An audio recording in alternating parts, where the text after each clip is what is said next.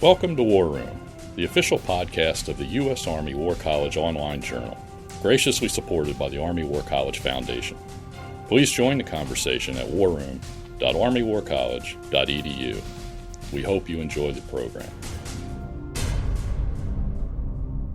Make sure not to miss a single podcast and subscribe to A Better Peace, the War Room podcast, at iTunes, Google Play, or your favorite subscription service. The views expressed in this presentation are those of the speakers and do not necessarily reflect those of the U.S. Army War College, U.S. Army, or Department of Defense. Welcome to A Better Peace, the U.S. Army War College podcast. I'm Colonel Tom Spahr, Chair of the Department of Military Strategy, Planning and Operations here at the Army War College. One of the chairmen of the Joint Chiefs of Staff Special Areas of Emphasis for Professional Military Education is Data, Analytics, and Artificial Intelligence.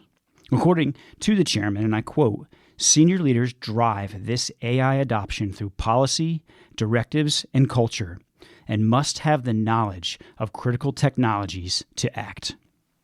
Our Chief of Staff of the Army, General Randy George, tells us to focus on fundamentals, and that technology should facilitate those fundamentals, not encumber them. He said at the Association of the United States Army Conference this year, and I quote, "We must find ways to better access and process data. We have to incorporate emerging enabling technologies like machine learning and autonomy, and we will advance the integration of human and machines in our tactics and formations." China, our pacing threat, has stated that it will lead the world in artificial intelligence by 2030. And we have observed rapid advances in the use of all kinds of technologies in the war in Ukraine, including AI. Here at the Army War College, we're building several programs to implement this guidance and to educate our future Army and Joint Force leaders on data types, how data can inform decision-making, and about potential ways to employ data in machine learning and artificial intelligence. We believe that senior leaders must understand the potential and the challenges in employing data and AI and the future roles of data analytics and AI-supported technologies. I couldn't think of anyone better to discuss this topic with me today than Dr. Alexander Miller. Dr. Miller is the Chief of Staff of the Army's Senior Advisor for Science and Technology. Alex has been the Senior Advisor for Science and Technology for just over a year now, and prior to that, he served as the Plans and Integration Technology Advisor and Intelligence Architecture Officer for the Army G2 Deputy Chief of Staff for Intelligence. He has a master's degree in systems engineering from the Johns Hopkins University and a doctorate of technology from Purdue University's Polytechnic Institute. And he has been working in the technology field, mostly with Army intelligence, for around 17 years. Good afternoon, Alex, and welcome to the studio. Tom, thanks for having me. It's when you lay it all out like that, it sounds like I've been doing this for a very long time. You have, Alex. Okay. All right. Well, let's start with a little bit about you. How does one become the senior advisor to the Chief of Staff of the Army for Science and Technology? That sounds very impressive. And what do you do in that role? I ask myself that every day. It was not a job that I applied for. It was a job that I was pulled to. So I've been very fortunate to work for General George for, like you said, just over a year, and actually started when he was the Vice Chief of Staff of the Army, and then he pulled me over when he became the Chief of Staff of the Army. But I'm sort of thinking about Carl Sagan's saying, if you want to make an apple pie from scratch, first you have to create the universe. I had an opportunity to work for the G2 for a very long time. And it was as the Science and Technology Advisor, it was the architect for the intel warfighting function, and it was not just Pentagon ideas, it was operationally, it was in Afghanistan, it was thinking through how we take all the specific point solutions in technology to solve very, very niche intelligence problems and then scaling them up. And what that led to was, as the Army stood up this thing called Project Convergence, which is really a set of experimentations and exercises to show how all of the services and all of the domains and all of the warfighting functions could come together for large-scale combat. I had an opportunity to run the ISR task force's contribution to that, which ultimately led to General George coming out to NTC in 2022, and everything moved very quickly after that for me working on his staff. So it's been an interesting adventure. The last year has shifted me very dramatically from the intelligence portfolio to the much broader mission command portfolio And I am now working on everything from recruiting data to how do we better assess different technologies coming into all of the different warfighting functions to, frankly, how do we do better business processes on the Army staff? Because every staff officer just cringed a little bit thinking about all of the different tasks and papers and information papers and emails that you're going through. This is an area where technology can actually aid us because the processes are so well defined. So a long-winded answer on how I got the job, but really trying to lay the foundation for why and how and what I'm doing. No, that's great. And you and I worked together for years when you were the Army G2, and I was a brigade intel officer, then a division intel officer, then I was forward in Afghanistan. And I would like, can you describe some of the challenges you had in that position as the Army tried to integrate technology to make the intelligence force better? And this is a leading question because it's going to play back to some of the conversations you and I have had before when you've come and spoken to my classes. I want you to share some of those great stories about your frustrations and your successes and how you overcame them, because I think they're instructive. Absolutely. I sort of have two go-to stories, and you've heard one of them, so I'm going to tell you the second one first today. And I say the first one is a story about a radio, and the second one is a story about a CD. The story about a radio. When I was 21, I was just about to graduate from Purdue for my undergraduate. I was working at Fort Huachuca out in the great American Southwest, and my job was to train the SIGINT warrant officers on how to do their job, how to do part of the hunting mission out there in the desert. Well, to do that, we were going to set up our own indigenous 3G network. And that meant we were going to bring our own radios, we were going to bring our own cell towers, we were going to do all of that organic to our training environment. I was working for a company at the time, and they hired me on, and they said, you need to become very proficient at this radio system and understanding how to manage the signal and manage the radio and manage how it talks to other radios, which I found very ironic because at Purdue for my undergraduate, there were two tracks. There was network engineering and information systems, and I stayed away from network engineering like it was the plague. So all of a sudden I'm flying to Chicago to get trained on this radio system. I'm carrying a whole bunch of equipment. I'm flying from Chicago out to Fort Huachuca, and I'm in the middle of the desert. And it's summertime because I'm an intern, and it's very hot. And I just remember sitting there, logged into the Linux terminal of this radio, going, "This is really hard. I can't imagine doing this being shot at, having somebody try to blow me up, or really just being under the duress that I would find out later when I did deploy to Afghanistan. It was sort of normal for how we do operations." And it was sort of in that moment where I realized part of any of our jobs in terms of technology leadership is not just getting the technology there. It is making sure the technology is usable under the right conditions and the stressors that our soldiers and, frankly, everyone as part of the land component, so all of our Marines, all of our Air Force brothers and sisters who are on the ground with us, have to deal with every day. So that's sort of the story of the radio. The second one is a little bit more fun because I call it the story about a CD. And I fast forward several years, and I'm actually in Afghanistan. I'm working for the CJ2. I'm working for Major General Gary Johnston, and he has made me the tech ops lead for the entire SAJOA, so the entire combined joint area of operations for Afghanistan. And one of the challenges that we had was taking the daily reporting from the Afghan National Army and the Afghan government and then bringing that into our common operating picture so that we could say, here's where their forces are, here's what they're doing, here are the operations, and here are the outcomes. Well, we had several challenges. One was most of my technical folks, to include me, did not speak the local language. So we are English bound. It's not a great thing, but it is the reality. So that was one. Two, all of their reports were on Word documents, and we had to move them from their computers onto our classified network. And then we had to move it from our classified network onto the mission network, which for those of you, in the global war on terror, you remember CXI, the Afghan mission network, the RISMA network. We had to move it onto that enclave, and then we had to do something with it. And I was having the hardest time because we were getting these bulk reports 2 or 3 times a day, and I had no means to move them. So I called back to INSCOM headquarters, the Intelligence and Security Command on Fort Belvoir, and I said, I really have a problem. They said, we got you. We have a system that's automated, and it'll move the data from whatever network you need to whatever network you need 4 times a day. And I went, that's amazing. I'm totally in. Tell me how to do it. So we set it up, and what it really turned into was I had to queue up an email, and I would email a distro, and on the backside, automatically every 6 hours, they would move the data from whatever network I needed to whatever network I needed it on.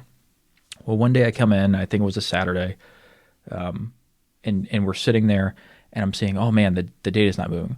So I'm calling people, trying to get back to people on the East Coast when, it's midday in Afghanistan, and finally someone picks up because they are a 24-hour watch cell. I go, hey, like the process is broken. And what they said was, oh no, and I'm going to protect the name because he's a great American, he wasn't doing anything wrong. They said, well, Bob's on leave. And I paused for a second and went, what do you mean Bob's on? Is Bob the machine? And they go, no, Bob is in charge of the team that burns the CD every 6 hours to move your data from one network to the other. That's great. And that was the moment that I realized that the automated system was people. I had just automated people that were out of my view shed. So that's when I really understood that on the technology landscape, we take a lot of the people manpower for granted all the time. And these were hardworking Americans doing America's work. And it was just invisible to me. So those are 2 real big times when I realized something about what we were doing. We did overcome that eventually, I think, though it was never quite perfect. But I remember in 2020 when I was there, we did have some of those systems automated, but again, still never perfect. So bringing us back here to Carlisle Barracks, you're here this week for a course, right? And we commonly conflate data and AI and machine learning, right? But they're all different. This week, you're here to teach a course called Data for Decision Making for senior leaders. Can you describe what you mean by data for decision making, and why is that important for colonels and general officers in our Army? Absolutely, and I want to give a ton of credit to the War College and Dr. Kathleen Moore in particular for jumping on this challenge. I'm going to start at the beginning. So what we really asked, and by we I mean the chief, was what is our professional military education pipeline for getting a baseline of data literacy at the 06 promotable 07 level, so that we are creating a generation of leaders who have the requisite skills. And I broke that down a little bit further and was a little less couth, because what I said was they need to be able to ask better questions. They need to be able to figure out if they don't know something, who to go to ask about it. And frankly, the third one is they need to be able to throw the BS flag when people start playing buzzword bingo, which we have a lot of. So right now in the Army, we've got 2 extremely talented sets of people who are doing training for data literacy. So we've got the Army Artificial Intelligence Center at Carnegie Mellon with that it's part of Futures Command. And then we've got the Army Software Factory, also part of Army Futures Command in Austin, Texas. And they're focused on training skills for software development and cloud management and data engineering. And the folks in Pittsburgh are focused on how do you do machine learning and machine learning ops, and what are the requisite skills at the master's and PhD level. What we didn't have was what is the baseline PME for everyone, so that we can make sure there's a baseline. Because while I know we like to chase the bright, shiny objects, right? So we like to say, hey, I need the AI that finds this tank in a picture, or I need to find this tail in a picture, or I need to find, this group. Sometimes that's not the real question.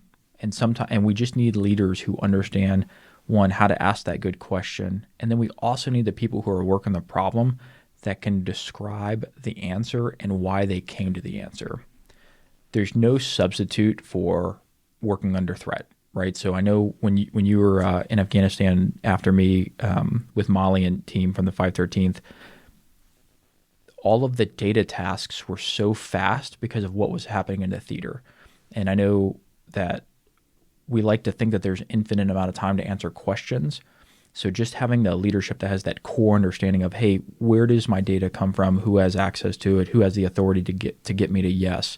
That will be infinitely helpful. And we keep seeing pockets of this, right? It cannot say enough good things about 18th Annual Corps and what they're doing, because they have shifted themselves to think data centric. But also First Corps with General Brunson, they're fighting radically different dispersed data problems and doing the same thing. And General Bernabe at Third Corps is realizing, hey, like if I've got a heavy force and I need to know maintenance, sustainment, where my log pack is, those are all data problems that we can actually educate people to start asking about. Okay, no, that's great. Can you describe the difference between a data problem and an artificial intelligence problem? What does that mean? Those two terms that we, like I said, commonly conflate. Many people think are the same thing, but they're not. I'm thinking about how to answer this. My background is entirely computer science oriented, and I am a firm believer that we do not have AI problems. We do not have AI requirements. We have challenges that require us to respond at a speed that is superhuman and a scale that you cannot just throw more people at, mostly because of lack of resources. Therefore, it forces us to use technology tools, everything from simple automation through traditional machine learning and statistical inference, to some of the more advanced AI tools, whether they're deep learning or everybody loves to talk about chat GPTs and large language models. And then even getting to reinforcement for automated course of action analysis. None of those are AI problems. Those are all, how do I answer a question that has implications at a scale that I cannot manage alone and a speed that I don't have infinite amount of time to answer. So that's one side. I think that's the AI side. The data problems are much more nuanced, but they're in our face. And one of the things we actually talked about in the course this morning were we got into a lot of system problems because we often conflate data problems with system problems. This system can't share with that system. Well, that's generally not a data problem. That's just a bad interface problem. The data problem is I don't know who has the authority to release it. I don't know who has the authority to see it. I don't know what my rules for sharing it are, and I don't know what my rules for usage are. And I'll give you an example.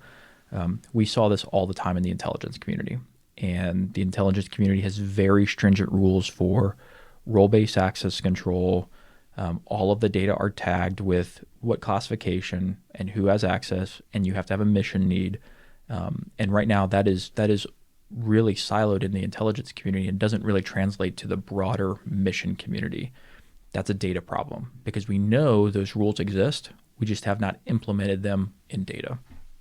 Okay, that's great. So the AI is essentially, as the speed of war increases, we're getting more efficient. It's making the analyst or the operator, the mechanic more efficient by using an AI type tool. That's definitely one way to look at it. And most of them, that's actually part of the parable of AI. The way that we're looking at most AI augmentation right now, I like to call it a digital prosthetic or a cognitive prosthetic. It is like giving yourself a third arm. It makes you slightly better, or maybe way better, at the things you already know how to do. So it allows analysts to analyze data a little bit faster, or a lot faster, or with more accuracy or more efficiency. You haven't duplicated that analyst, but you've supercharged them. Maybe you've made them, instead of somebody who reads reports, maybe they are now an AI crew chief where they are QCing the recommendations from reports. So that's the cognitive prosthetic side. There's another aspect to this that I think we will get to, which is how do you leverage technology to come up with new and interesting workflows that aren't just how we've trained people to make people better. Okay. And of course, you always run into the autonomy question, right? And then the ethics side of that. Doesn't seem like we're there right now with the Army, but I'm interested in your thoughts on, do you see us getting there in time? I do. And that is based on a couple different things. Right now, Army Futures Command, General Rainey, one of his main initiatives is HMI, human-machine interfacing. And that is a evolution of manned-machine teaming. That is an evolution of sort of the old adage of the human-machine centaur. How do you make machines and people team such that the outcomes are better than any one of them individually? And that is the autonomy quest that is often overlooked because we think about computer-based processes that we want to automate, and we don't always consider the actual automation tasks that we can offload to machines entirely. So I think there's two pieces to that puzzle. On the computer-based side, generally the barrier to entry for automation is some archaic process that was built to be as slow as possible because it gives people as much time to review, right? It's sort of like government is inherently inefficient because you don't want any one of the three parts of government to be able to move too fast unchecked. So a lot of processes are inherently slow because the process demands that more people interject themselves. Yes, we can automate most of that. And in fact, we could automate most of that today. It just is a rheostat on how much risk a leader is willing to accept. And generally what we see is in times of competition or conflict, that risk acceptance goes up. But then, unfortunately, there comes a threshold where we have to have a maturity about it, where even if you accept risk, something might happen. That risk might actually materialize. And what we cannot do is have a knee-jerk reaction every time to turn it back down. On the automation side and the robotics, I am super excited. I don't want to steal all of AFC's thunder, but the next year I think it is going to be incredible for robotics. Man, that's great.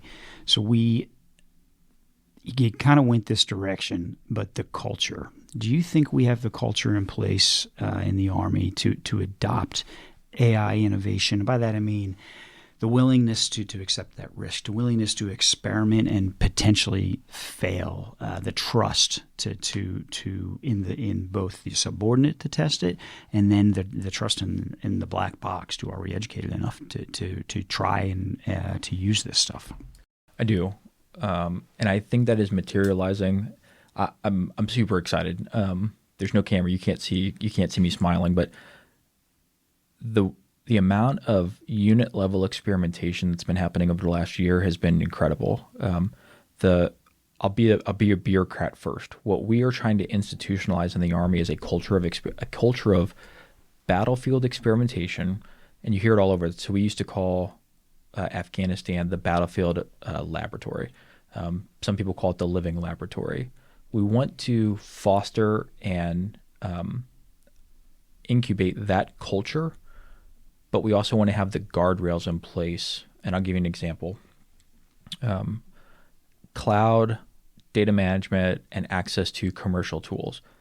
We want to figure out what the best tools are that are available. What we don't want are individual soldiers trying to do that level of experimentation by using their government purchase card to go buy cloud, right? Mm-hmm. So we want to... That would be bad. It's generally not good. Generally has a poor outcome. So what the Army's doing, and particularly our CIO, Leo Garciga, and his team at the Enterprise Cloud Management Activity, ECMA, are trying to set up, and it's not perfect, right? So please don't send cards and letters. I know that it's not perfect yet. They're trying to set up a process such that if you need cloud, you can go get some type of VPC or otherwise and go do your experimentation. That's one side. That's the practical side. The other side is a culture and lexicon problem. Generally, when you say experimentation, you think laboratory, lab conditions, extremely instrumented, highly measured, and quite frankly, at the end of the experiment, everything goes back to the way it was before. And that is not what we're talking about. What we are really saying is, if you solve a problem, if you innovate and solve a problem, let's figure out how to keep it solved so that you're not solving it again and again and again. And that is something that you and I saw back in the D6 days forever. Units would get themselves squared away. About month 10 of their deployment, they'd go, hey, we're rocking and rolling. We got this squared away. They'd retrograde, and then they'd have to reset everything. And everybody would PCS, go different directions, and you'd have to start over. So all that institutional knowledge disappeared. No, absolutely. On changing gears just a little bit, do you think the Army has the ecosystem in place? And when I say ecosystem, I refer to in terms of AI, the computing power, the data availability, and then the talent. And when I look at that, I think we're getting there on computing power. Data availability, maybe. The talent, I have questions about. So I'm interested in your thoughts on that. I would say it's a no with an asterisk for all three. And let me expound upon that a little bit. For the computing environments, that it goes back to what ECMA and the CIO are trying to do. What they are trying to set up is the playground for data scientists and data engineers and operations research folks through an approved platform so they can actually do their work on. So we see a little bit of this, and the elephant in the room is all the units going into Europe are being exposed to certain platforms that SAGU is using, which are very data rich, and there's no argument there. Like, there is no grounds to say that they are not great platforms that allow a lot of flexibility. And then they're coming back and they're going, hey, I know that it's real. I used it. I can still pull it up in my office. Why can't I use it? So again, what the Army's trying to do is figure out, how do we scale some of those very robust point solutions? Like, what does that scale look like? Because at the end of the day, Army Mission Command and Army intelligence systems, when we used to count them up, they were about 20,000 pieces of kit across 15 to 1,600 units of all echelons, core to company. So just saying that everyone has access to those big cloud-based platforms, that's not real in terms of scale, especially if we have to go into a really degraded environment where comms are not robust. There's probably a tension with security there as well. Absolutely. Do we want the person sitting back in their living room having access to what they had when they were forward in, the security systems group, Ukraine? Maybe not. Maybe not. And then also thinking through what are the right amounts of data for what echelon. Now, and this is another big priority that the chief has asked me to dig in on. We are so used to every brigade and every battalion, and I would argue every company had access to almost the exact same amount of information. There is, everyone pulled up Pred feeds, everyone pulled up Reaper feeds, everyone knew exactly what tails were flying because they had access to all of those, and they could watch it through UVids. Is that necessary? Does a company commander or battalion commander need that video feed, or does he need a dot? Does she need just a local set of here's where you need to go and why? And it's not intentionally trying to degrade their access to information. It is trying to optimize how we use our IT infrastructure. And it gets back to how much of that compute power really needs to be proliferated where. And bandwidth probably as well, right? Bandwidth, terminals. And this could spiral into a whole other conversation, because I love the data conversation because it turns very quickly into a, how do you access those data? What do you do with those data? I remember having giant terminals for comms that in 2024, big targets. So how do we think about where and how to move those data and how to deliver moderate bandwidth with low latency so you can access the data you really need to? And then on the last part of the question you asked was the talent.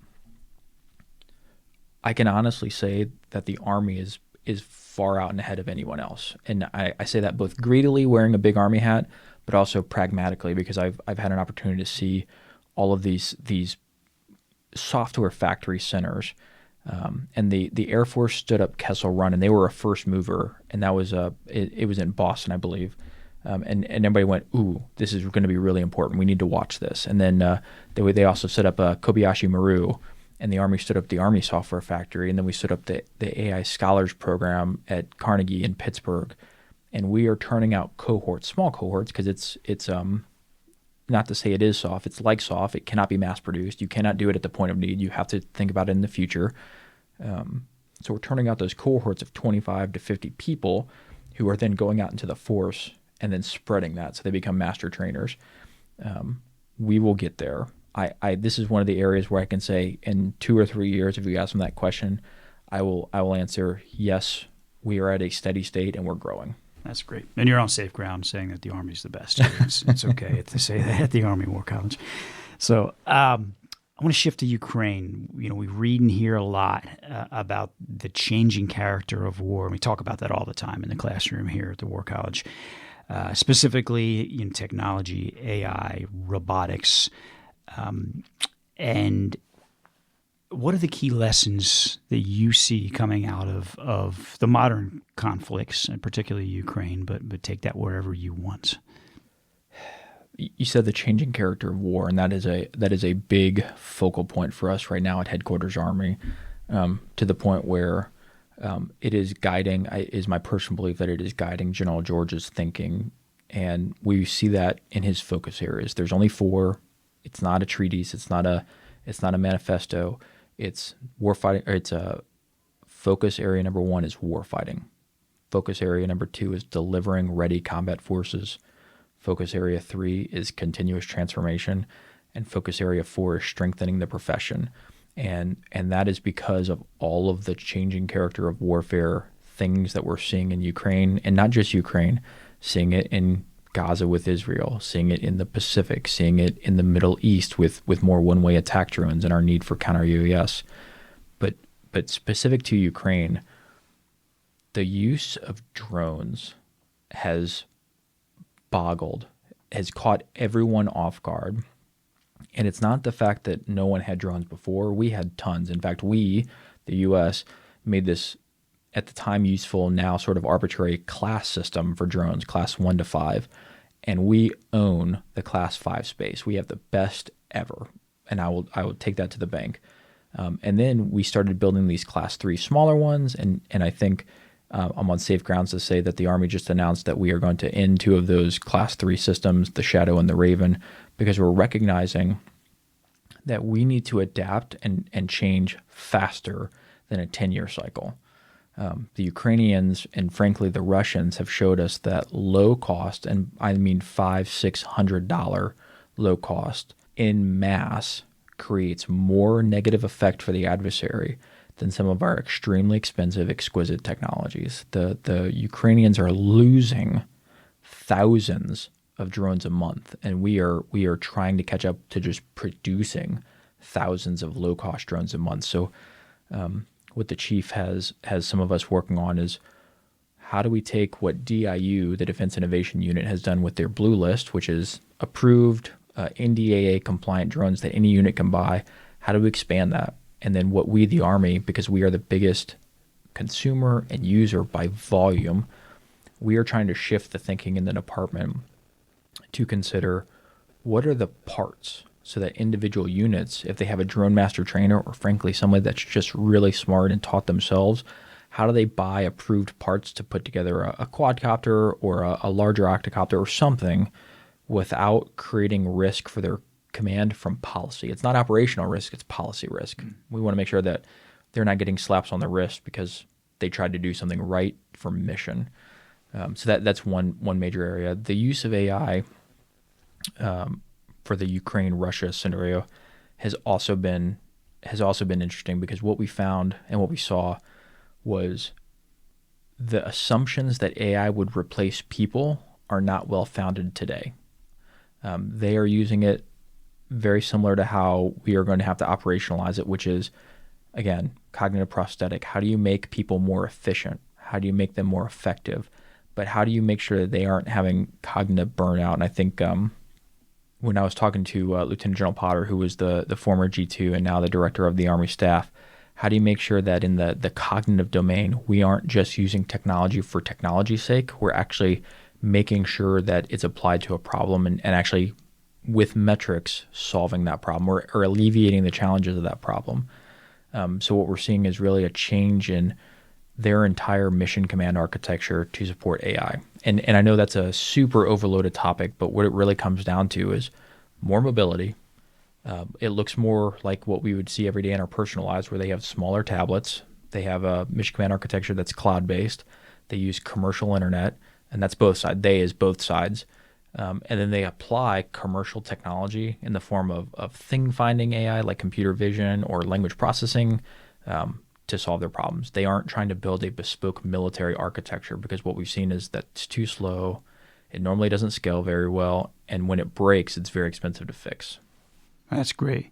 And my takeaways are, how do you breed innovation? Think about that a lot. They are so innovative over there, and we have to create that environment where we can be. And then cognitive prosthetic is my word of the day that I'm taking away from this. I like that. That's great. Okay, so one final question. If you were a rising leader, in the Army, a lieutenant colonel at the Army War College, and you had to put together your personal professional development program, what would you be reading? What would you be listening to? Journal articles are relevant for this topic. I'm thinking out loud in my head, and that's always dangerous. Let me flip it on you. What I would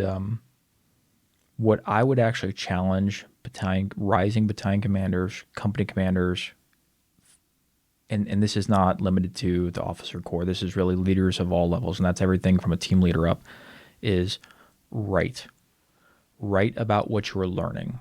Make sure that the lessons that you learn do not disappear when you leave the position that you're in. Because one of the challenges, and we saw it time and time again, and it was always frustrating. And I remember when General Legier was the G2, and we were going through the machinations of DSIGs, and Palantir was a new player on the street, and we were trying to figure out, hey, we've spent a lot of money on this big technology ecosystem. It should work. It meets all the requirements. And 1AD, I believe it was 1AD, it might have been First Cav, came to the Pentagon, and they said, here is our smart book. We have written down every lesson and every configuration and every way to do this. This is our best practices book.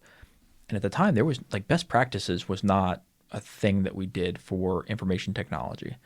And that book was gold, because what we ended up doing was sharing that with every single brigade combat team that was deploying to make sure that if they only took the stuff that the Army issued them, they knew how to make it work. So what I would ask is everyone at every leadership level, every rank, and every organization, write something about your experience.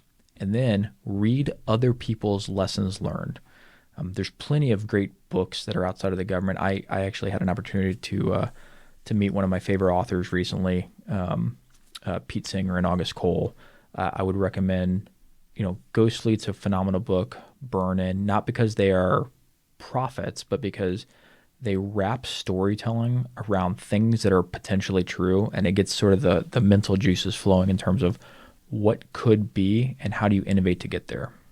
Yeah, that's a terrific recommendation.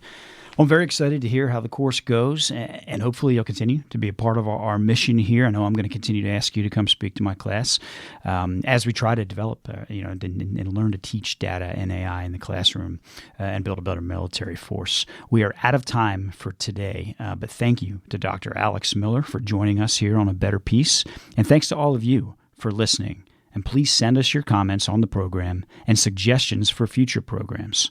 If you enjoyed this podcast, I encourage you to subscribe to A Better Peace, and please take the time to review and rate this podcast on your podcaster of choice. And have a great day. And that concludes our program. Thank you for listening. The views expressed in this podcast reflect those of the speakers and do not necessarily reflect the views, policies, or positions of the U.S. Army or the Department of Defense. Let us know what you think. Provide us your feedback, comments, or suggestions through our webpage at warroom.armywarcollege.edu, and have a great day.